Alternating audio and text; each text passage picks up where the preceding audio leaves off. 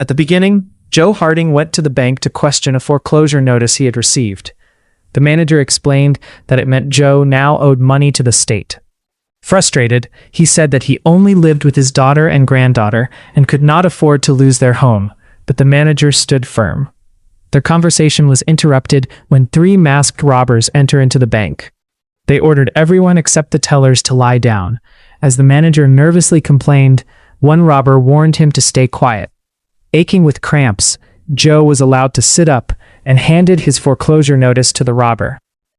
After seeing it, the robber revealed sympathy for Joe's situation, saying that society often neglects the elderly.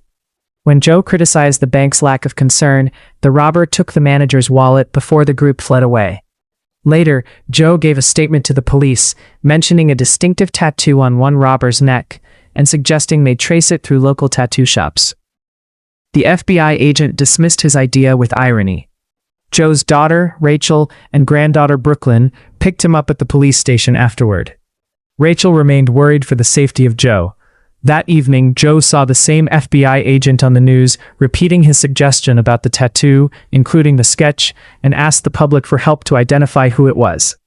The next day, Joe met his friends Willie Davis and Albert Garner. While playing cards, they discussed the robbery and agreed it had been professionally executed. They also revealed that each of them had received troubling letters from their former employer's pension department. Joe proposed hiring a lawyer, but Willie argued they might not live long enough to see a resolution. Soon after, Joe received a final notice stating his home would be repossessed within a month. At a medical appointment, Willie learned he urgently needed a kidney transplant. Due to his age and insurance limitations, he was placed at the bottom of the waiting list, making his chances extremely slim. Though he promised to seek help, he chose not to tell his family during a video call. Meanwhile, Albert continued giving saxophone lessons to a disinterested student. Noticing the boy's lack of passion, Albert advised him to stop forcing himself, suggesting that neither he nor the instrument deserved the frustration. That evening, the friends gather at a diner to celebrate Willie's birthday. They give him a wristwatch with a photo of his granddaughter on it, and he puts it on right away. Suddenly, Joe says he's been thinking about the bank robbery. Joe told his friends that he was thinking about robbing a bank, but they only laughed at him. He then showed them foreclosure notices and explained that he was about to lose his home. Arguing that banks had ruined millions of lives without consequences, Joe then proposed that the 3 of them rob a bank, escape with the money, and secure their retirement. He added that in the worst-case scenario, prison would still provide them with a bed, meals, and health care. Confident in their skills and experience, he believed that they won't get caught. After the party, Willie agreed to join, while Albert hesitated but eventually gave in. As a trial run, they attempted to steal groceries from a supermarket where Annie worked. Although Albert was supposed to wait in the car, he followed them inside and became distracted while flirting with her. Meanwhile, Joe and Willie tried to leave quietly, but realized Albert was missing. In the chaos, Joe grabbed a mobility scooter and Willie jumped into a shopping cart. Despite their efforts, the 3 of them get caught and detained. Surprisingly, the manager took pity on them due to their age. He let them go and warned them not to steal again. Willie admitted he was right, but Joe insisted they needed professional help. They contacted Joe's former son-in-law to connect them with someone experienced in crime. Meanwhile, Albert returned to the store, met Annie again, and ended up having dinner and spending the night with her. The next day, Albert arrived in a good mood, but still refused to join the robbery. However, Willie then read in the newspaper that their pensions were being seized by the same bank. Realizing they had all been betrayed after years of loyalty, Albert finally agreed to the plan. They met Jesus, a pet shop owner with criminal experience, and offered him a share of the profit.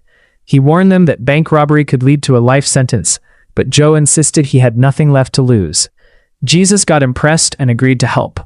Together, they developed a detailed plan, studying the bank's layout, preparing a getaway vehicle, improving their fitness, arranging alibis, and even practicing with guns. Jesus strongly warned them to never harm anyone, and they agreed to surrender if necessary. On the morning of the robbery, Joe spent time with his granddaughter and urged his former son-in-law to take responsibility for his daughter if anything happened. After saying an emotional goodbye, Joe joined Willie and Albert at a charity fair to establish their alibi. At the right moment, they slipped away, changed clothes, and headed to the bank in a stolen van. Before entering, Joe handed out guns loaded with blank bullets to ensure that no one would get hurt. They wear masks of famous singers and entered the bank. They locked the doors and fired a shot into the air to begin the robbery. During the robbery, customers were ordered to lie on the floor while the tellers filled the bags with cash. A little girl even offered her doll, thinking the robbers would take it. Willie tried to comfort her, mentioning his granddaughter, but suddenly felt unwell and collapsed.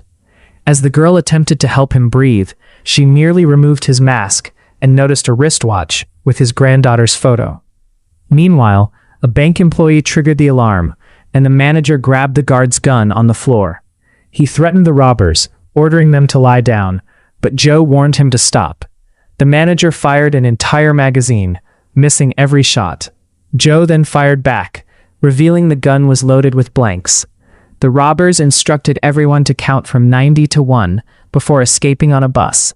When the police arrived, the group had already switched vehicles, taken the money, and gone their separate ways. They had stolen $2.3 million on the bank. That evening, they celebrated at a restaurant, where Albert played the saxophone.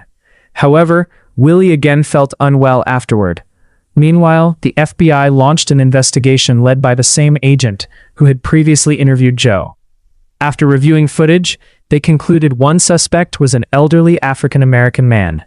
Joe and Albert later visited Willie in the hospital, where a doctor informed them that Willie urgently needed a kidney transplant.